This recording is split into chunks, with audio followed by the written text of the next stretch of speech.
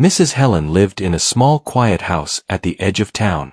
She was old and moved slowly, and her hands often shook when she held a cup of tea. She had raised 3 children in that house and believed family stayed together no matter how hard life became. Her only constant friend now was her brown dog Max, who followed her everywhere and slept near her chair. Every morning Helen talked to Max as if he were another child, and Max listened with bright eyes and a calm heart. That day the sky was pale and the air felt heavy, and Helen sensed something was wrong even before her children arrived. They came earlier than usual and did not smile the way they used to smile before. They spoke in short words and avoided looking at her face while Max watched them closely. Helen tried to ask what was happening, but her voice felt weak and thin. Her children said they needed to step out for a short time and told her to rest on the porch. They led Max outside and tied his chain to an old metal pole near the steps. Max did not like the chain and pulled back, but one of the children told him to stay still. Helen watched this with confusion in her eyes and fear in her chest. She sat down slowly on the wooden porch and wrapped her arms around herself. The house behind her felt empty even before they left. The car started and the sound grew smaller as it moved away down the road. Helen waited for it to return, but it did not return. The silence became deep and thick around her. Max began to whine softly and tug at the chain as he looked from the road back to Helen. Helen tried to stand up to calm him, but her legs felt weak and the ground seemed to tilt beneath her. Her head felt light and her heart beat faster than normal. She reached for the door handle, but her hand missed it and she sank down onto the porch floor. The cold wood pressed against her cheek and her eyes slowly closed. Max barked and pulled hard, but the chain held him back. He walked in circles and scratched the ground near the pole. Time passed slowly, and the sun moved across the sky without anyone noticing. Helen lay still and did not respond to the sound of Max or the noise of birds nearby. Max barked louder and louder, hoping someone would hear him. A few people walked past the house, but they did not stop. They thought the dog was just noisy and the old woman was resting. Max kept watching Helen and moved as close as the chain would allow. His body shook as he tried again and again to reach her. The chain was old and worn but still strong enough to hold him. Max did not give up and kept pulling even when his neck felt sore. Helen remained still and the porch felt colder as the light faded. Max lowered his head and let out a long cry that echoed down the empty road. He had never felt so helpless in his life. The house that once felt warm now felt distant and silent. The smell of dust and old wood filled the air around Helen. Max remembered the days when Helen laughed and shared her food with him. He remembered how she held his face and told him he was a good boy. Those memories pushed him to keep trying. He pulled the chain again and again with all his strength. The pole shook slightly but did not move. Max rested for a moment and then tried once more. His eyes stayed locked on Helen, as if his will alone could wake her. The sun dropped lower and shadows grew longer across the porch. Max barked at the road, hoping a car would pass. One car slowed, but then drove on without stopping. Max felt fear rising inside him, but he did not leave Helen. He sat down for a moment and pressed his body toward her as much as he could. He listened for her breath and waited for her hand to move. Nothing changed and the silence grew heavier. The air became cooler and a soft wind moved through the trees. Max stood up again and pulled at the chain with renewed force. The metal scraped against the pole and made a sharp sound. Max froze for a second and then pulled again. The chain strained and the pole leaned slightly. Max felt a small change and knew he could not stop now. He gathered all his strength and pulled once more. Something shifted and the chain loosened just a little. Max barked loudly and looked back at Helen as if asking her to hold on. The house remained quiet and the road remained empty. Max pulled again and again without rest. The metal made cracking sounds that echoed through the yard. Max did not understand why the people who promised care had left. He only understood that Helen needed him. The sky darkened and the first evening lights appeared far away. Max was tired, but his heart stayed strong. He kept pulling and barking and refusing to accept defeat. The chain shook harder this time and the pole bent more than before. Max felt hope rise inside him for the first time that day. He pulled once more with all the strength he had left. The sound that followed was louder than any before and echoed through the quiet street.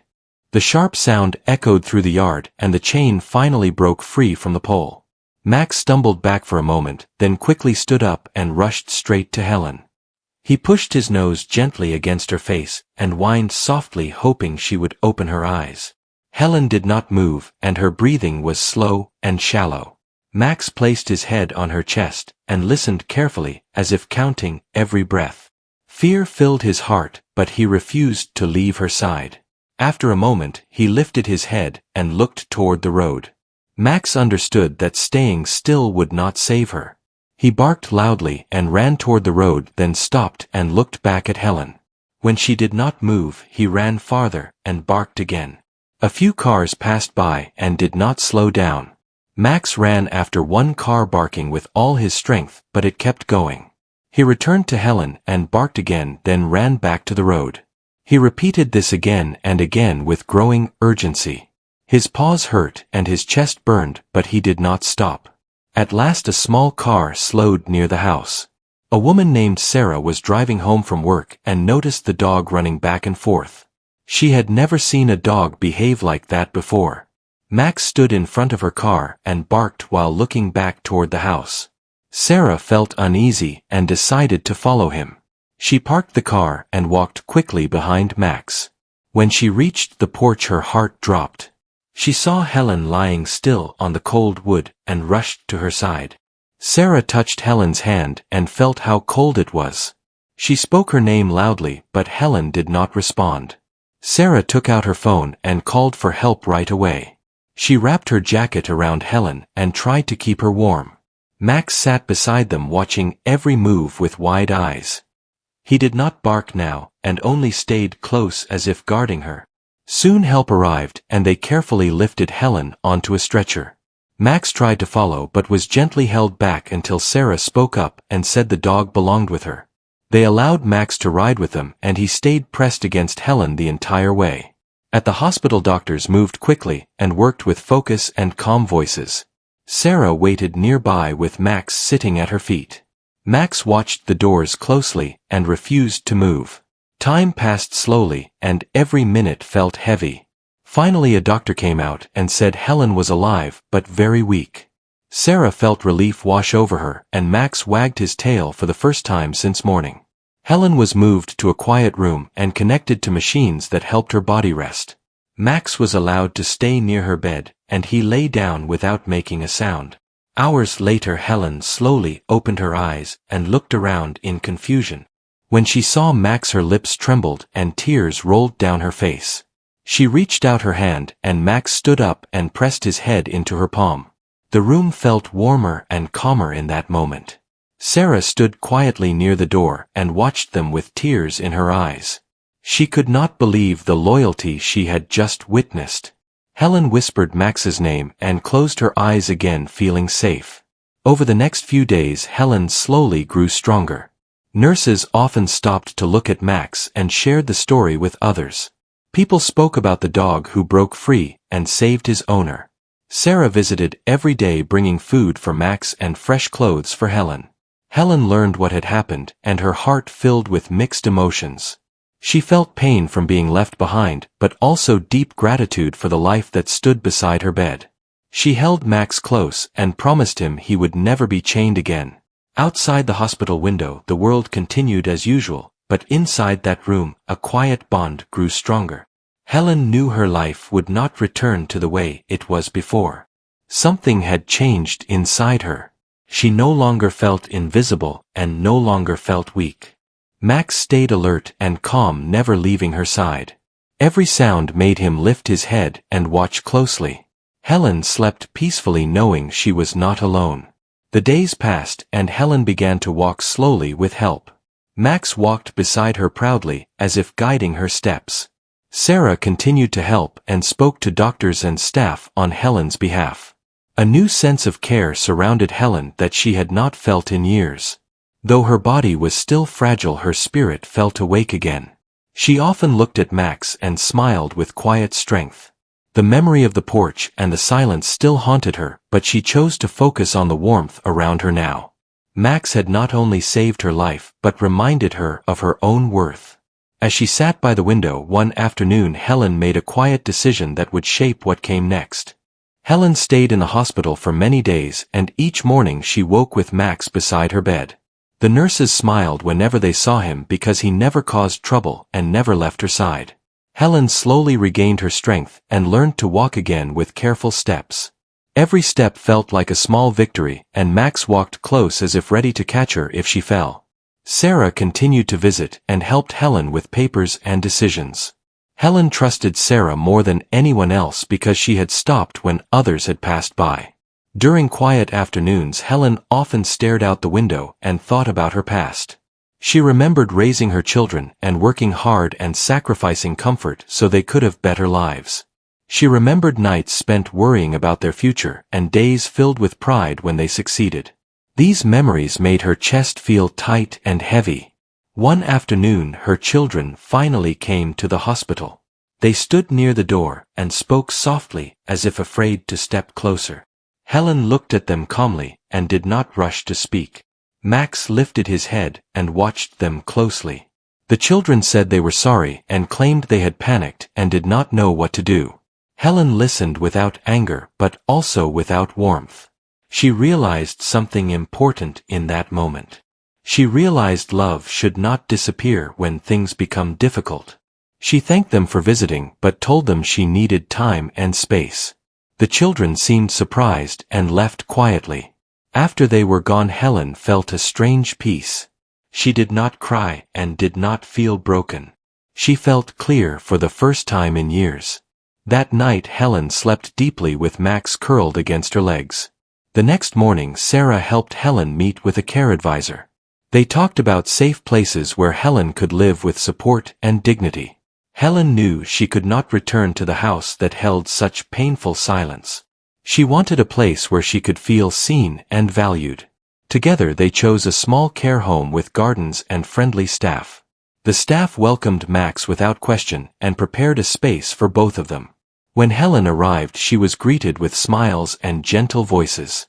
The room was bright and clean and faced a small garden. Max explored the space and wagged his tail as if approving the choice. Helen sat on the bed and felt calm. Days passed and Helen settled into a new routine. She joined group meals and short walks and shared stories with others. Max became known as the loyal dog and often followed staff members around before returning to Helen. Children from the neighborhood visited and loved to pet him. Helen felt useful again when she spoke to them and shared lessons from her life. She laughed more and felt lighter with each passing day. Sarah continued to visit and became like family. They talked about simple things and shared tea in the garden. Helen no longer waited for phone calls that never came. She focused on the people who showed up and stayed. Max remained her shadow and her strength. One afternoon, a local paper shared Helen's story, and people sent letters of support. Helen read each one slowly and felt gratitude. She realized her life still mattered and still touched others. The care home staff noticed the change in her spirit. She walked taller and smiled more often. At night she rested peacefully knowing she was safe. Max slept at her side and dreamed quietly. Helen often whispered thanks to him and stroked his fur. She promised him a life filled with kindness and freedom. The past still existed, but it no longer controlled her. Helen had learned that family can be chosen and loyalty can come from unexpected places. As the seasons changed outside the garden, Helen felt ready for whatever came next. She no longer feared being forgotten because she had already been found. Helen's life in the care home slowly became full in ways she never expected.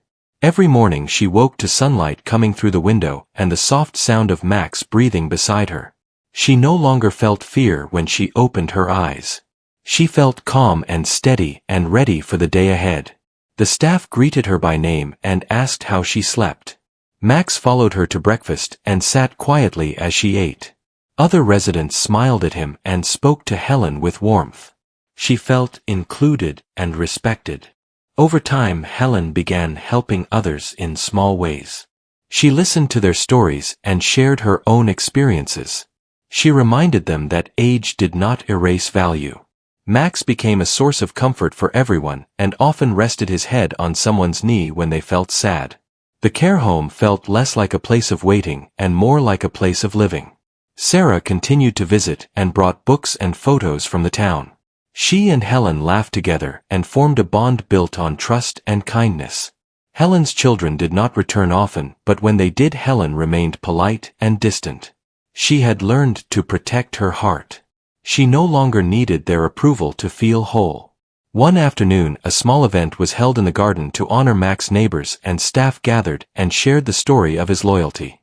Helen stood proudly beside him and held his leash gently.